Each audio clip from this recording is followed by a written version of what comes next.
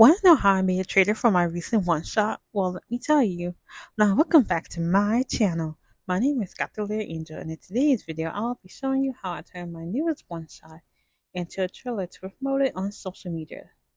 Now, let me just preface this. You can use this for anything that you want to make a trailer out of, like let's say for a game or an animation, just to name a few. Now, for me, I knew I always wanted to make a trailer for many of my projects. For in this case, my newest one shot, Start of Hand, which you can read in the links down below, which I will appreciate if you do so. But to do this, I knew I needed to know how to make the trailer and what I wanted to be reflecting in the trailer. So, firstly, I never made a trailer before, so I did not know how to start. So now, if you're like me in this case and you didn't know where even what to do to begin, the first thing you can easily do is start looking at other different resources in media of the thing you're trying to make. In this case, for me, making a trailer, in particular, a manga trailer. So what I had done is I started looking at various different manga trailers from various different brands, indies or other companies to see how they approached making their trailers and what they wanted to come across in their work. Now, the main goal of the trailer is just to get people interested in what you're making. In this case, to get people interested into my story. Now, for creating the trailer, you can use any editing software. But for me, what I use is DaVinci Resolve. Now, about DaVinci Resolve, it is a very high, compact, and very industry-friendly standard video editing program with effects and different features. I just have the standard version, which is free, but it already comes a lot for what you can do that's included with it. So I used that in regards to making the trailer to see what effects and features I want to add into the trailer based on what I noticed and saw and what I liked it. Now, as I noticed from what I saw in these trailers do is they will highlight the most important scenes, aka the most marketable ones. Because again, in this case, regarding to the trailer, I'm trying to get people invested in my story, so I need to know which scenes and which areas are going to have the most impact without spoiling any of the story itself, but to get the overall feeling across. Now, what kind of pitch I need to make for this was to go ahead with these samples. And now we're going to look deeply further and see how I do this.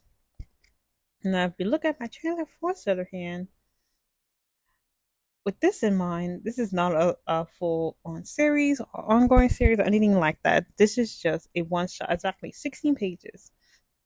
So for in this case, there was not many panels I could pick from without trying to spoil the story, but I did need to pick the most important ones, as well as figure out what scenes I can use that will overall showcase what the story is about and what will get people interested in the story from just a simple, straight standpoint of what it boils down to in this story.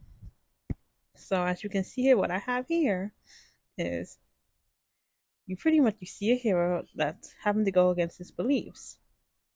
That's one. And then next you get the next synopsis of the story. You see a prince that has abilities based on the beliefs that the hero is going against.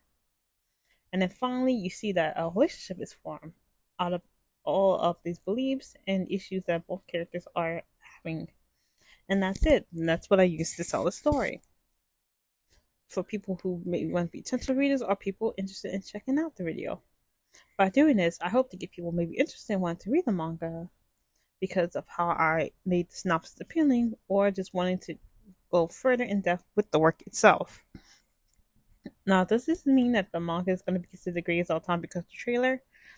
No, but the point of the trailer is to get people to come across it and to want to know more about the story because of the fact that I describe a story that they have probably never heard of before, and I maybe first time viewers checking out the video, or just may have come across it from my social media page and wondering what's this about. I'm curious, and then they can look at the video and see, and then get a sense of idea of what this can pertain to and what can be further in depth from the story.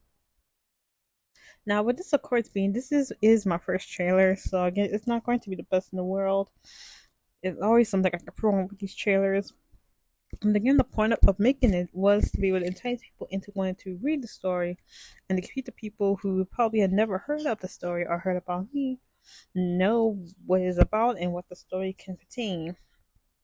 And also to go further in depth with the way how I did the trailer, I want to let people know that this is, again, who haven't come across it, this is a one shot by me.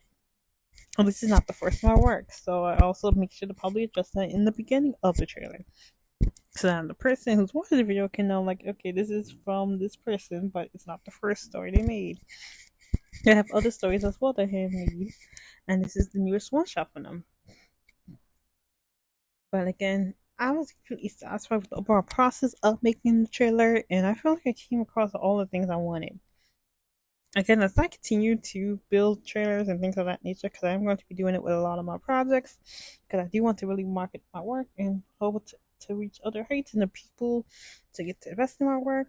I'm hoping it comes across really well and strongly, especially from my other works and tools and things of that nature that I am going to be playing Kickstarting for, because I do have a trailer that's been sitting that has not been started yet for my Ingwer wall that I need to get started on, so I can get that Kickstarter going and stuff, so I can start to have something to make people interested and appeal into and be able to hopefully engage new potential readers and fans for these works. So I'm very excited about that.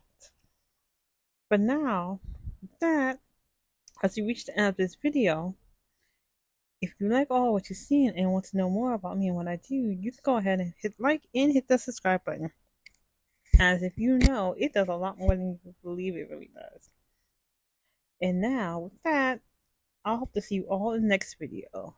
So take care. And again, if you are interested in reading Sword of Hand, you can check out the links below. So see you.